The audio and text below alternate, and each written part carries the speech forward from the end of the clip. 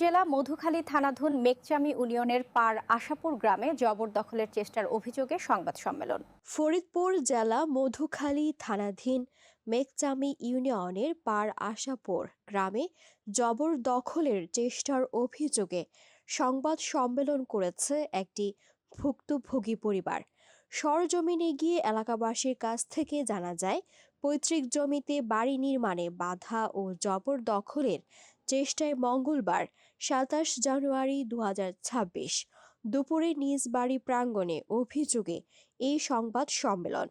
আয়োজিত সংবাদ সম্মেলনে পরিবারের পক্ষে বক্তব্য রাখেন মোহাম্মদ হাবিবুর রহমান সহ পরিবারের সদস্যবৃন্দ।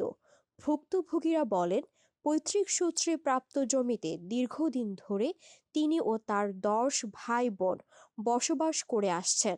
তবে একই এলাকার মোহাম্মদ ইলিয়াস ফকির ও তার সহযোগীরা দীর্ঘদিন ধরে ওই জমি দখলের উদ্দেশ্যে নানা ধরনের অপচেষ্টা চালিয়ে আসছে। তিনি অভিযোগ করে আরও বলেন, ইলিয়াস ফকির গং উদ্দেশ্য প্রণোদিত ও মিথ্যা মামলা দিয়ে তাদের পরিবারকে একের পর এক হয়রানি, ভয়ভীতি ও হুমকি প্রদান করা হচ্ছে বলেও জানান তিনি। সংবাদ সম্মেলনে বক্তব্য দেন ভুক্তভোগী পরিবারের সদস্য সিরাজুল ইসলাম। তিনি বলেন, ২০২১ সালে আমাদের বিরুদ্ধে একটি দেওয়ানি মামলা দায়ের করা হয়, যা বর্তমানে আদালতে বিচারাধীন। মামলাটি চলমান থাকা অবস্থায় চলতি জানুয়ারি ২০২৬ সালে আবারও ১৪৪ ধারা জারি করে আমাদের বৈধ বাড়ি নির্মাণ কাজে বাধা দেওয়া হয়। আমরা আইনের প্রতি শ্রদ্ধাশীল থেকে আদালতের নির্দেশনা অনুযায়ী আপাতত নির্মাণ কাজ বন্ধ রেখেছে। সংবাদ সম্মেলনে উপস্থিত নারী পুরুষ সহ ভুক্তভোগী পরিবারের সদস্যরা ইলিয়াস ফকির গংয়ের বিরুদ্ধে সুষ্ঠু তদন্ত ও দৃষ্টান্তমূলক বিচারের দাবি জানান এবং আইনি প্রক্রিয়ার মাধ্যমে তারা তাদের পৈতৃক ও বৈধ জমির ন্যায্য অধিকার ফিরে পান। ভুক্তভোগী পরিবার আশা প্রকাশ করে বলেন, প্রশাসনের নিরপেক্ষ তদন্ত ও ন্যায় বিচার পেলে তারা হয়রানি থেকে মুক্ত হয়ে শান্তিপূর্ণভাবে নিজ ভিটে মাটিতে বসবাস করতে পারবেন। যেখানে একটি সংবাদ সম্মেলন করতেছেন মোহাম্মদ ইলিয়াস ফকির গংদের বিরুদ্ধে, আসলে কি জন্য সংবাদ সম্মেলন করতেছে এই বিষয়ে আমরা সরাসরি এই যারা সংবাদ সম্মেলনের আজকের যে আয়োজন করছে আমরা তাদের থেকে জানতে চাই। সংবাদ সম্মেলন করতেছি হলো যে আমাদের এই জমি ১৯৬১-৬২ সালে রেকর্ডীয় সম্পত্তি এবং তাদেরও এই একই রেকর্ডীয় সম্পত্তি, তারা অর্ধেক খাইতেছে, আমরা অর্ধেক খাইতেছি। কিন্তু দেখা যাচ্ছে যে তারা আমাদের এই ১০১ একর ৬৪% জমি, তার মধ্যে তারা ১ একর ৬০% কেস দিয়েছে। কেস দিয়ে এখন তার অর্ধেক ৮০% তারা খাইতেছে, কিন্তু আমরা খাইতেছি মাত্র ৫০% জমি। তারপরেও এই ৫০% তারা একটা দলিল করে ফেলেছে। দলিল করে ফেলেছে আমাকে এটা মনে করেন ৭১ সনের আগের থেকে এই বাড়ি আমাদের করা। ন্যায্য ভাগের সমপরিমাণ হয়, ন্যায্য ভাগের সমপরিমাণ আমরা পাইনি। ৮০ জায়গায় আপনার ভোগ দখলে আছেন ৫০ ছটি আছে। তারপরেও তারা ৮০% টাকা ৮০% তারা পুরো করে নিয়েছে। ৮০ ১৬০ নিয়ে কেস দিয়েছে। এখন শুনতেছি যে কেস তারা পুরো এর মধ্যে অনেক আরো পেশা পুছে ভাগ বাটারা করে খাচ্ছি।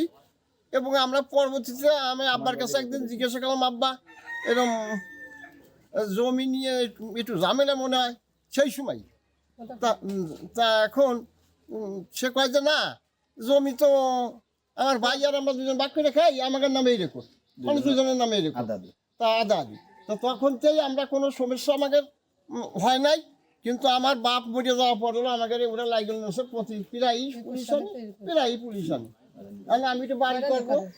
৯২ সালে বিয়ে যে রেকর্ডটা ফাইনাল রেকর্ড বাংলাদেশ সরকার আমলে যেটা হয়েছে, এটা আমাদের রেকর্ড হয়েছে এই জায়গা ১৯৬২ সালে একটা রেকর্ড হয়েছে।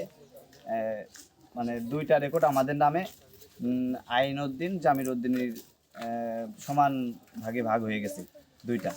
তাদের পাশে তারা অর্ধেক তারা বাড়ি ঘরদোর করে আছে, আমাদের পাশে আমরা বাড়ি ঘরদোর গাছ লাগাবার গেলি, গাছ কাটার গেলি, বাড়ি উঠোবার গেলি পারে, ঢেকি ঘর উঠোবার গেলি পারে তারা বাধা দেয়। জমি ভাগ বাটারা করে খাইছে, খাওয়ার পরে কোনো ভেজাল মুরব্বীরা বলে হয় নাই, আমরা দেখবো নেই। তা এখন এই পরবর্তীতে এই 2021 সালে মামলা দিয়েছে, মামলা দিয়ে ইলিয়াস ফকির দিয়েছে, দেওয়ার পরে এই ঝাইঝামেলা তারা ঘর পেছে আরো বাদি দেয়নি। তখন তারা মোটামুটি কথা কোয়ার আগেই তারা পুলিশ নিয়ে হাজির হয়ে যায়। আনার পরে এই জমি বাদি দেয়। আমার আব্বার জমি মানে রেকর্ডের সম্পত্তি 61-62 হয়েছে একবার, আর এই বিএস হয়েছে 91-92 হওয়ার পরে তারা এই সবসময় এসে ভেজাল করে। আমরা বাড়ি করে আসি, আমাদের জায়গা জমি মানে আমার ভাই মেলা ভাই বোন, আমার ভাই বড় ভাই বাড়ি করবে, টাকার দরকার আছে, সে জায়গাতে তারা বাদি দেয়।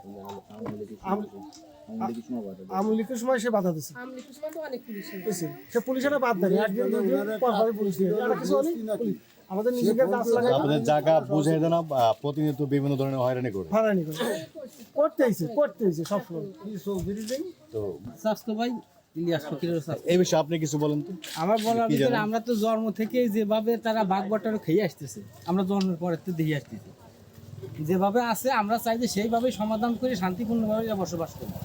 কেউ কারো জায়গায় ঠেলাঠেলি না করে ব্যবসা ছাড়া যেভাবে মিলতাল করে খেয়ে গেছে, আমরা সেটা আশা করি। কোনো যাই জঙ্গলে তো ব্যবসা ছাড়া থাকতে দাদারা থাকতে হয় নাই, একটা করে খাইতে বহুত আগের থেকে, আমাদের জন্মের আগের থেকে এই জমিগুলো খাইতে বাধ্য করে।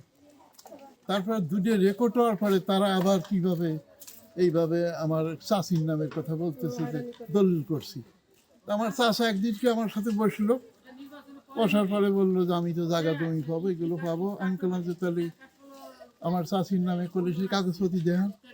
আমরা না বুঝি, যারা বোঝে উকিল বহরি কোর্টের তাই আমরা দেখবানি, সে ওরা দেওয়া হইনি। কোনো সময় কাগজ স্বাস্থ্যরে করলাম যে কি নিয়ে চাষির নামে কাগজপত্র থাকলে বাধ্য অনেক, সেগুলো তারা কয় আমরা কোর্টে দেওয়া হবে।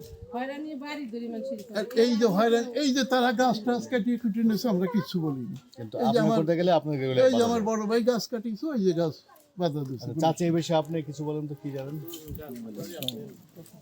আমাদের ওরা আমাদের এই বাড়ি ধরে মানুষের হয়রানি করে, বুঝছেন? সব একটা বাঁশ কাটলি পারে ওরা। ওই ইলিয়াস ফকির, জাহাঙ্গীর তো বাড়ি থাকে না, ইলিয়াস ফকির বেশি করে। আর শালম থামেন, তাহলে আমরা কি করবো? এদিক থেকে পরে পুলিশ নিয়ে চলে এসে আমি বললাম যে ও তো থামার কথা বলছে না, ও দেখেন কি জিনিস করবে, ঘটাবে না। দেখেন একটু পরে পুলিশ চলে আসছে। আমি দেখো যে তোমরা যে থামার কথা কইতেছো, এই যে পুলিশ চলে আসছে। একটা বাঁশ কাটলে সে ইলিয়াস পুলিশ নিয়ে আসছে। এর মধ্যে পুলিশরা হাসাহাসি করছে যে একটা বাঁশ কাটিছে, তা আপনারা পুলিশ নিয়ে আসেনি, কি ওই ইলিয়াস ফকির, বুঝছেন? এইরকম আমরা সাংবাদিক ভাইদের মাধ্যমে বাংলাদেশ সরকারের কাছে একটা নিউজ পৌঁছাতে চাই। বর্তমান বাংলাদেশ সরকার যেন আমাদের এই উচ্ছেদ মামলা, বিভিন্ন ধরনের হয়রানি, বিভিন্ন ধরনের হুমকি, এর থেকে যিনি ইলিয়াস গং সহ এদের আমরা বিচার চাই। আমাদের বাড়ি থেকে উঠাই দিতে চাই, আমরা যাতে বাড়িতে শান্তিপূর্ণভাবে বসবাস করতে পারি, আমরা একটা ঘর করতে পারি। এই জন্যই আমরা সাংবাদিক ভাইদের মাধ্যমে সরকারের কাছে সুষ্ঠু বিচার চাই।